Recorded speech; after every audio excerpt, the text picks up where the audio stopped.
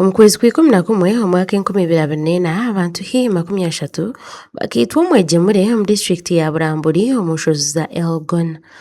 Bwanyuma y'ebyo Gavumenti ekarugayo yagura acres 118 z'itaka kufurira abantu kandi ekihati kikozirwe obwehururegi ebembirwe Right Honorable Robin Nabanja engazi ihanga. The government provided 56 billion to resettle households at risk.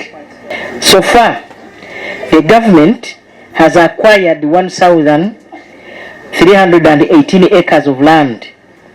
We have already provided 10 million to each of the 97 households from Murugunya and CC sub-counties, that is Sironko district, and 24 households from Munamisuni village, that is Buramburi district, totaling to 1.21 billion to support the construction of their homes. Amaka gahigana rimwe hagatirwa mugombora ya Giriki gakwasibwa itaka riri kwingana ekazi 2 bugeka hamwe na sente zo kubahwera.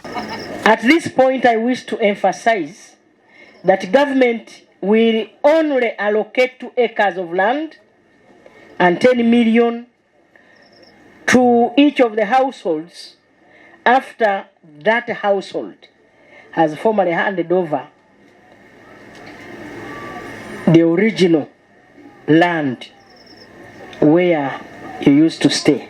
And so that land will be handed over to UWA, Uganda Wildlife Authority. We've been there since 2024 when the landslide came. But now I think government has done good to run for us. It is giving us the land and the house. So much the better. This government is so good. I am talking about Amaka.